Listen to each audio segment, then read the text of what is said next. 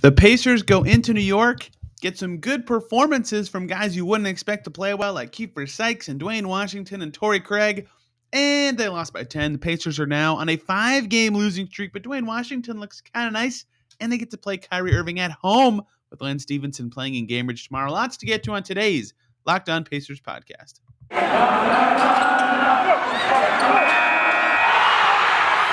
You are Locked On Pacers, your daily Indiana Pacers podcast, part of the Locked On Podcast Network, your team every day.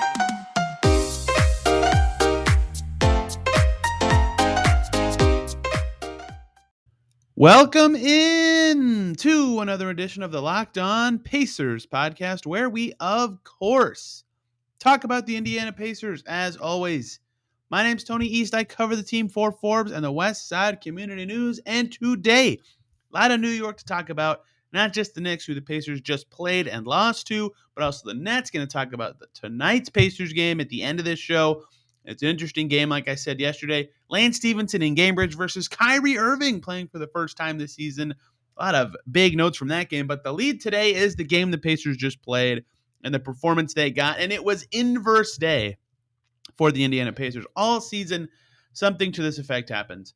Two of their best players play well, and one or two of their role players really stink, and a couple of them play okay, and they lose. They don't get enough from their role guys to win, despite getting decent performances from Sabonis or Brogdon or LeVert, and they can't get the fourth guy that they need to be put over the hump against a little bit better competition. Tonight, the Pacers lose to the Knicks 104-94. The game was way closer than that. It wasn't a 10-point game. The Knicks did put it away at the end. In this game tonight, Keefer Sykes led the team in scoring with 22. He was fantastic. We'll talk more about him. Duane Washington was second on the team in scoring with 17. Torrey Craig was third on the scoring with 15. The role players were great. Lance Stevenson provided some decent backup point guard minutes. Justin Anderson was wonderful in the first half and was a +9. Everybody else who played did not contribute. O'Shea Brissett, one of his worst games in a while. He was 1 for 6. Justin Holiday was 1 for 7. Miles Turner was a complete ghost on offense. I never even knew he was on the floor on the offensive side of the ball. Sabonis shot the ball well, got 10 free throw attempts, and missed over half of them, which completely killed the chance he had of having a more effective game. This never is the way that the Pacers lose. They very rarely have none of their established vet star guys. None of them do anything. One of them has an up to standard game, and Sabonis supposed was okay, and they looked fine, like in control on offense when he was in. If one of Turner or Holiday or Brissett has just a normal game, the Pacers win this. But this is how it's been all season for them. They just can't get it from all the guys at the same time. It's a very rocky team, and it's a bad team, quite frankly. This was their 5th loss in a row. That is their longest of the season. They are now 10 games under 500. The Pacers are just bad. They cannot be talked about in a playoff aspirations team anymore, basically outside of Detroit and Orlando, who are just abysmal. They can't be expected to beat anybody on any given night. This is who they are. And look, the reason they're losing right now is what it is. Everybody knows it. They have a bunch of guys out. The team they're playing isn't the roster they expect. The rotation features 4 guys who were not in the rotation a week ago. But still, they're just not very good. And this game showed a lot of those warts. And yet, they still had some fun and exciting performances. So let's just talk about what happened. Knicks win by 10 in this game. Like I said earlier, it was actively closer than that. The Pacers were winning at times. In the third quarter of this game, it went into the fourth pretty close, or it was late in the third, excuse me. It was pretty close. It was a 1-point game early in the fourth before the Knicks really actually put the dagger in the hearts of the Pacers. So they were right in it. The Pacers were right in it the whole time.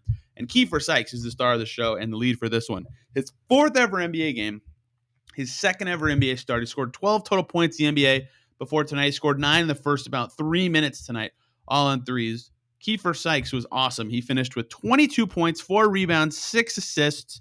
Did a wonderful job filling in. They've needed anything from point guards with Brogdon out and LeVert out. They finally got it from Sykes. He was wonderful. I mean, far and away the best game of his NBA career. And if you listen to yesterday's show talking about contract guarantees, that was good enough that you're totally fine.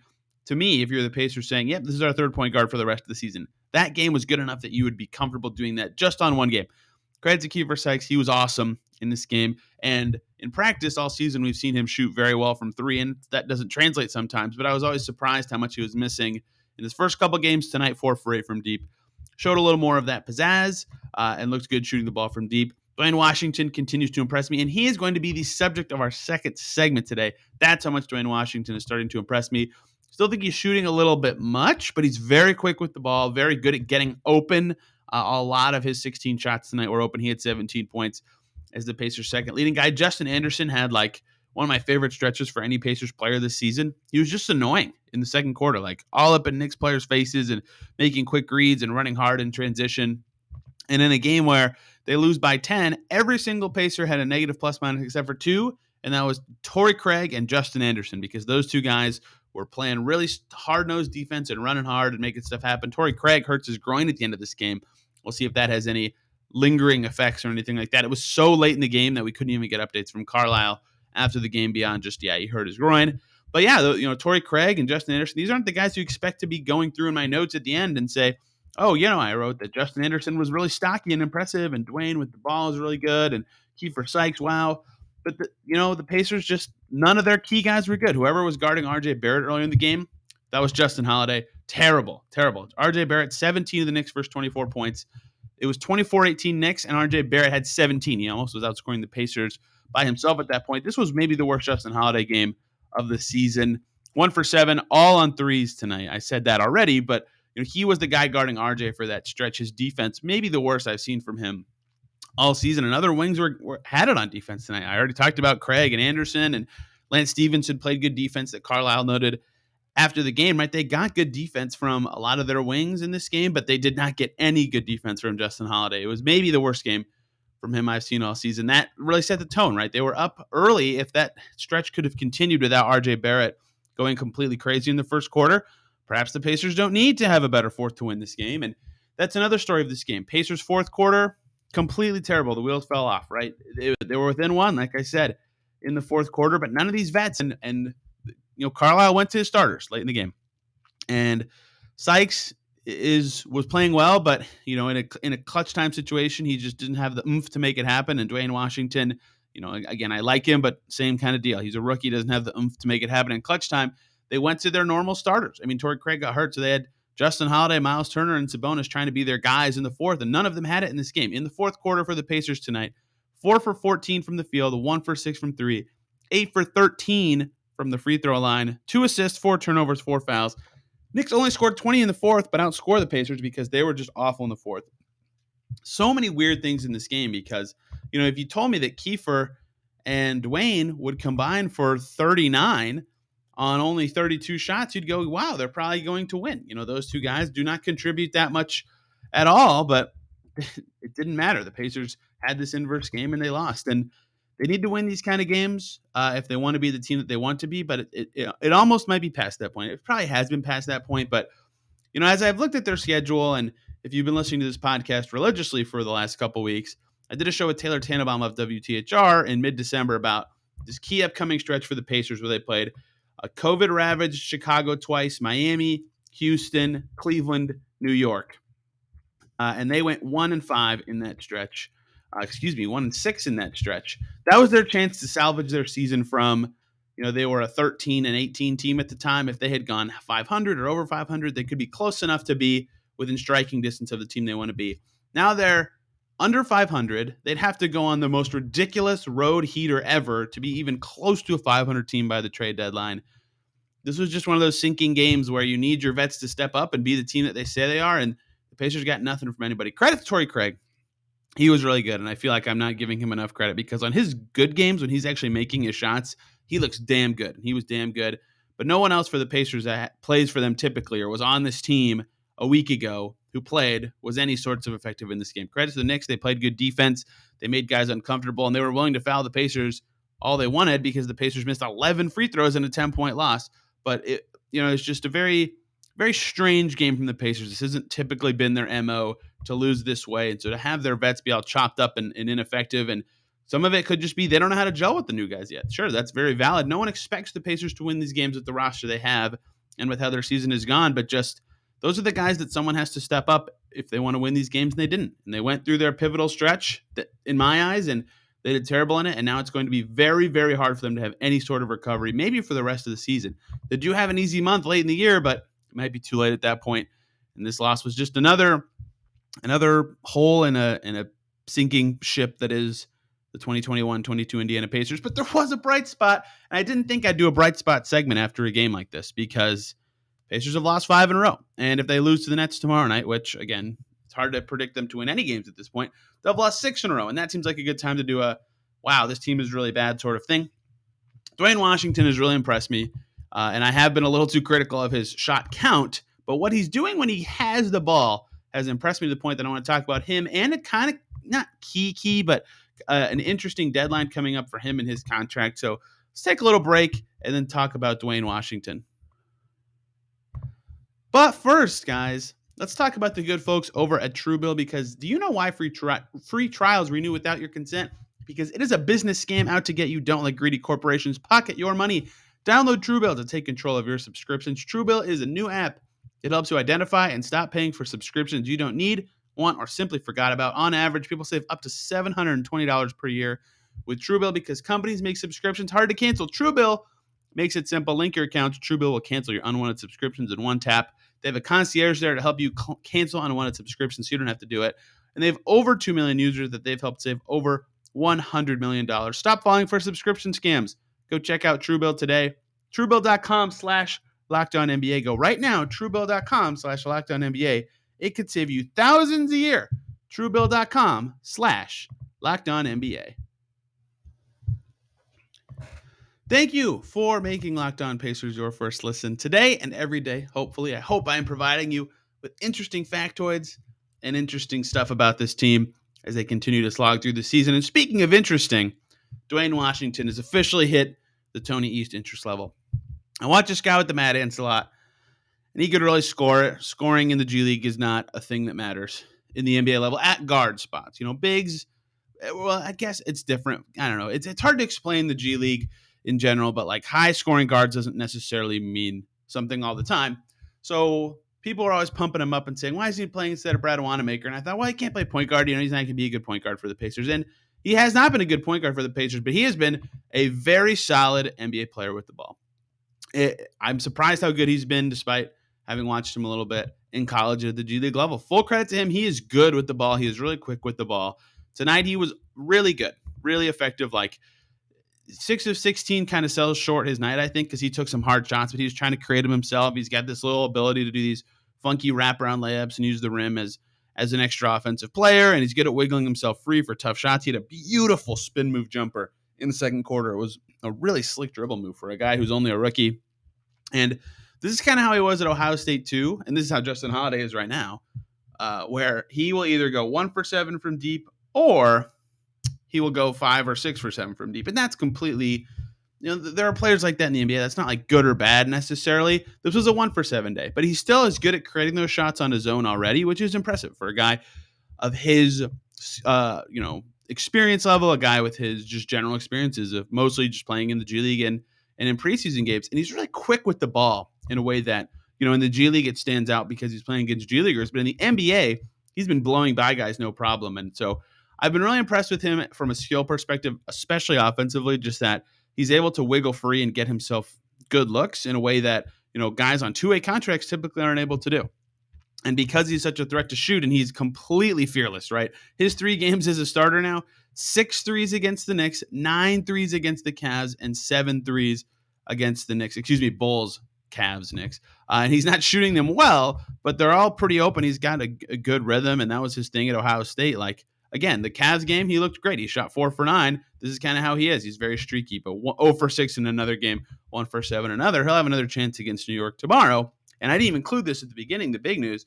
Jeremy Lamb and Malcolm Brogdon are out of health and safety protocols, but they will not most likely play against the Nets. So pretty much the same rotation will be coming for the Pacers. And that will include Duane Washington, right? He'll have another opportunity. Maybe he has another one of these games where these threes are falling. But, you know, from a skill perspective, he's been very solid. 20 points against the Cavs, 17 against the Knicks, and 8 against the Bulls, right? So that's 45 points in 3 games, 15 points per game as a starter. And again, really high volume of shots, 14, 17, and 16. That's probably too many for a guy of his experience level. Not even probably. That is too many for a guy of his experience level. And he's shooting fine enough that it's not like killing them or anything. But, you know, he if he can find a way to be like a 9 shots a game guy in his last start and still be effective with some passing and maybe hit 3 of 7 from deep, that's a lot of very specific things. But that would really cement home for me that like he's a rock solid for sure, like bench level NBA player. Maybe not rotation level just yet, but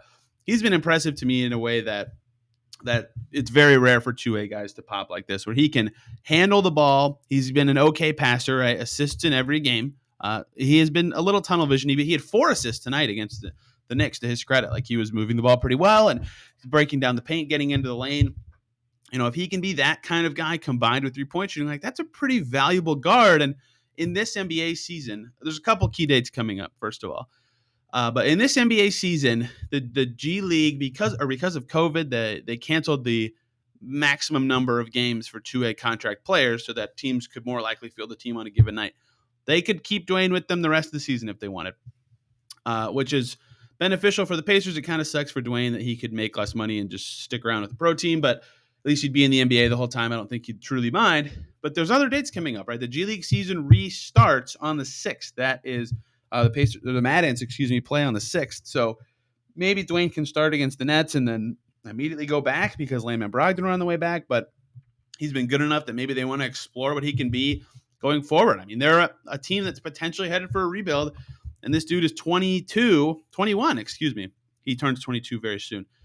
21 and is kind of interesting. Like, it's hard to find a way to play him with the guys on their team right now, but who knows who's going to be on their team in a month. So it's the other key. So that's one key date for him is the G League season starts up again soon. Where he goes, what kind of reps he gets, who knows? He could be playing 3 games in 3 nights if he ends up playing for the Mad Ants on Thursday, because the Pacers don't play again after Wednesday until Saturday, right? So he could get the rest in between that Mad Ants game and the Jazz game this weekend. But the next key day for him is the 15th of this month. That is the last day that teams can sign guys to 2A contracts. So, after that point in the season, if they want to convert his deal to a standard deal and they cut someone else so they could promote him and then easily extend him or have him on a deal next year, whatever. Well, they couldn't extend him, but whatever. Don't need to get too cap dorky. They couldn't replace his 2A deal. That's why teams would like to do it as soon as possible to have the maximum resources. So if they did want to convert him, they would like to do it in the next 10 days, but who are they going to cut, right? Maybe they make a trade or something. I really doubt it that they'll make a trade that minor in the next 10 days for Duane Washington, especially because they could keep him the rest of the year on the 2A deal and have him play every game, which is a strange consequence of this 2A rule. But there's a lot of interesting dates coming up that could kind of dictate how the Pacers really feel about how he's performed. So we'll find out a lot about those feelings and what the team thinks of him and how he can do playing a bunch, right? He's starting in the NBA and he might go back to the G League and back to the NBA and be bouncing around again, but he's been impressive. He's definitely got some stuff that I did not think would translate as well to the NBA and as immediately as it has. And he's been maybe their best like drive to the basketball handler basically since LeVert hit the COVID list. Lance can handle the ball for sure, but he, pulls up a lot from 15, doesn't get all the way to the rim. Although Lance did have some nice passing moments in this Knicks game. And Keifer at his size, he can make some assists happen and make some good passes, but he also cannot get as deep into the paint as Washington has been able to. So he's showing some important stuff and stuff that could be valuable in the future. And he's a guy to just in general, I think, monitor from a Pacers perspective. They got him in the org on draft night, right after the draft on this 2A. They clearly valued something about him that they wanted, and perhaps that's something to monitor going forward, as there's a lot of dates that could dictate how they feel about him. And he's looking like a somewhat at least interesting and good player. We'll see if it maintains against one of the league's premier teams tomorrow in New York, or against Brooklyn, the second straight New York team they're playing. My notes for that transition were good. My execution of it was completely terrible. That's perhaps a good facsimile for the Pacers season, isn't it? So, yeah, they got the Nets tomorrow. This might be the last chance for a lot of these replacement guys to be playing serious minutes because, like I said earlier, Jeremy Lamb's out of protocols and Brogdon is out of protocols. Brogdon went in the same day as Chris Duarte and Isaiah Jackson went in to protocol, so there's a chance those 2 guys are out in due time. So if all those 4 guys are available against the Jazz this weekend, right, all of a sudden, Lance probably won't play anymore. Justin Anderson definitely won't play anymore. With Brogdon back, you'd imagine Keefer Sykes barely plays or plays like 10 minutes. And LeVert went in only like 2 days after those guys, and that Jazz game is 4 days from now. This Nets game could be the last chance for a lot of these replacement guys. It could be Lance's only like serious minutes at home. And it could be their last game in general, right? They could play up to the 10th on this team. The Pacers do, in fact, play on the 10th in Boston, but it could be their last opportunity and only really to play at home in front of the home crowd. And they could be playing against Kyrie Irving and James Harden. It's going to be crazy to see potentially Kyrie returning to the team. So let's talk about this Nets game because it's going to be filled with lots of storylines as I just went through. But first, let's talk about two wonderful groups of people. First up, the good folks over at Built Bar, because it is the new year and it is time for New Year's resolutions. We did Pacers ones on this show 2 days ago, but if yours is about getting fit or eating healthier, try to include Built Bar in your New Year's plan because they're a protein bar that tastes like a candy bar, maybe even better than a candy bar, and that makes it easy to stick to your resolution. They're super healthy, and yet they taste so good. You'll want to eat it, unlike other protein bars, which are like waxy or disgusting flavors in general, or they like have two flavors and they don't mix together at all. They're gross. Built Bars are not gross. They're delicious. They're 100% covered in real chocolate, tons of amazing flavors. I love the peanut butter brownie, and really healthy. 130 calories, 4 grams of sugar, 4 net carbs, and 17 grams of protein. You've got to try them. They're perfect for your New Year's resolution, good snack or meal replacement. Go to Built.com. Use the promo code LOCKED15 when you check out, and you'll get 15% off your order. That promo code, again, LOCKED15 for 15% off at Built.com. Let's also talk about BetOnline.ag, who have you covered this New Year's season with more props, odds, and lines than ever before. As football fires its march through the playoffs and college bowl season comes to a close, big Colts game coming up this Sunday, and BetOnline is your number one spot for all that sports action. Head over to their website or their newly done mobile device app. Sign up today. Receive your 50% welcome bonus with your first deposit. Just use our promo code Locked On, all one word, to receive that bonus. Basketball, football, NHL, boxing, UFC, right to your favorite Vegas casino games. Don't wait to take advantage of all the amazing offers available for the 2021 season. BetOnline is the fastest and easiest way to bet on all your favorite sports, so don't wait to take advantage of all the amazing new offers available. Bet online, where the game starts. Thank you for making Locked On Pacers your first listen every day. Check out Locked On Nets for the latest on Pacers' opponent tonight, the Nets. Wow.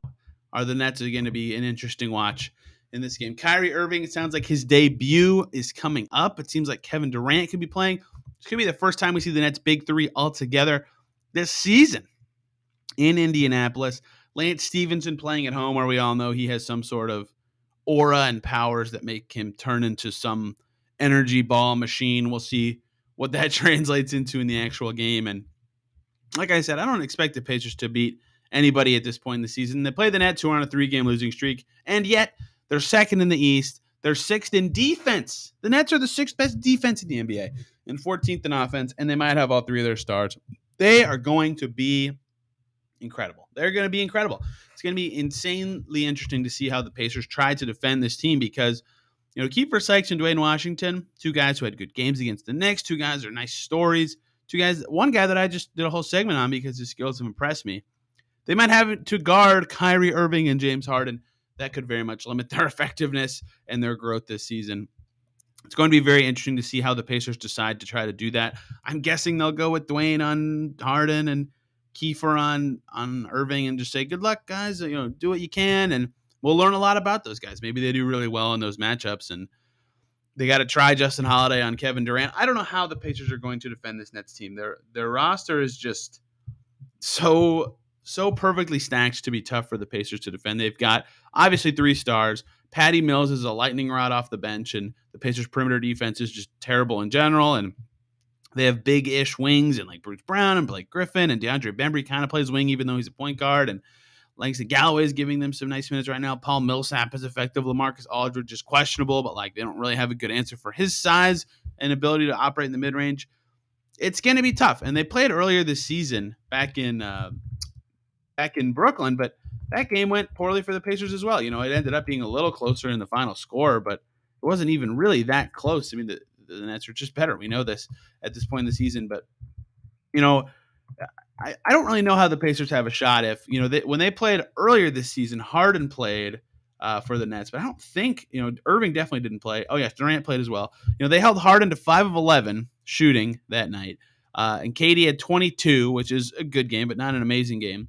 And they still got destroyed. They lost by 7. They didn't really get a ton going. Torrey Craig had 28, and they still couldn't win, right? Like, they have really tough answers for this Nets team, just logistically speaking, given their roster. And, they didn't have Brogdon that night. They didn't have LeVert that night. So maybe the Pacers were a little disadvantaged as well, but they have worse options now than they did then to replace those guys. They had Duarte and McConnell available for that game last time. They don't have either of those guys this time. I have no idea how the Pacers are going to try to get more advantages than they did last time. Sabonis had a pretty decent game statistically against the Nets last time with 16, 7, and 6. And he has been one bright spot against the Nets for the last couple seasons is they don't really have good center defenders. They have like Nick Claxton is a good defender, but not a defender of centers or of post touches. Perhaps that's where the Pacers can get an advantage. Play through Sabonis. Try to hope that Duane Washington and Keefer are still shooting well.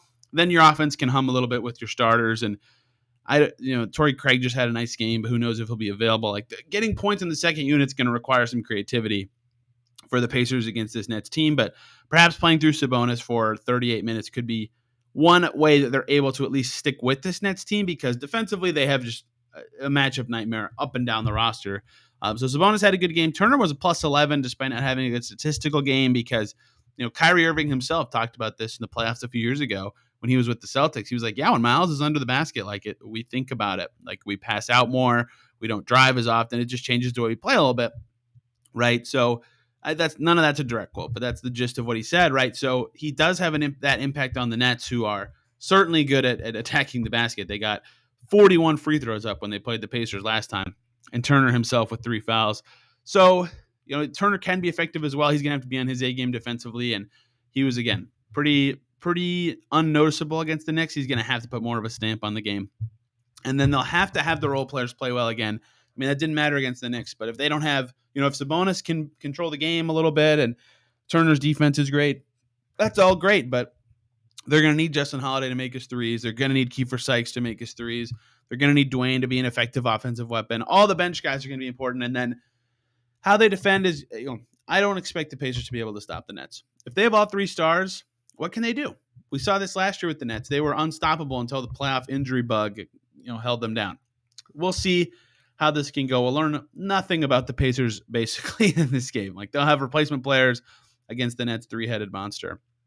But what we will see, maybe for the only time this season, depending on how the 10-day timing works out, who comes back from COVID and things like that, we might see the only Lance Stevenson at home performance all season against the Nets. And that is always a delight. I mean, his splits, I know it's like a thing to say, like, oh, he plays different at home and blah, blah, blah. But, like, legitimately, his splits at home versus on the road are different things. Even in 13-14, the year when Lance was, a fringe all-star level guy, 1.5 more points per game at home. His true shooting percentage was 2% better. His field goal percentage was 2% better. Like, he's just a better player. His plus minus in home games in 2013-14 was plus 12.7 per game at home, -2 on the road. Perhaps that does a good job of displaying the value and the difference in Lance Stevenson at home versus on the road. And his other stint with the Pacers in 17-18, I guess I could do the 6 games in the season before that. But, in 17-18, pretty similar story. We all saw it that year where at home, valuable player, right? 10.7 points per game at home, 6 rebounds, 3 assists on the road, 7.7 points, 4.5 rebounds, 2.7 assists. He's clearly something about Gainbridge. He said this himself on the record several times, something about Bankers Life, Gainbridge, whatever, and ignite some spirit in him. We'll see if that happens again. And I'm looking forward to seeing that. And I know that, I've been pretty critical of his skills in the past, but certainly fans for a team that has lost 5 in a row would like to see him be that kind of guy again. And maybe he can be, he loves playing against stars. Perhaps this is the perfect opportunity for him to have a Lance Stevenson-esque game. I'm looking forward to it. I don't think the Pacers have much shot of winning, but they've surprised me a few times before this season. We'll see what happens. And we'll break it all down tomorrow, what happens in the game on this show, plus some other general topics and more, COVID replacement player kind of update stuff, because it's been a lingering story for this team that is kind of close to ending, but still not really close at the same time. Still 5 more days on these replacement player deals. So they're going to be a funky looking team for a few more games, and they are in a weird spot, 10 games under 500. So lots to talk about with this team in their direction tomorrow, especially because the trade deadline's in about a month. So hope you guys can stick around for that. Hope you all had a great day and enjoyed the game a little bit. It was at least a little different to see the Pacers playing like that. I had a good time watching it. We'll be back tomorrow to talk Nets. Hope everybody has a great day, and we will see you then.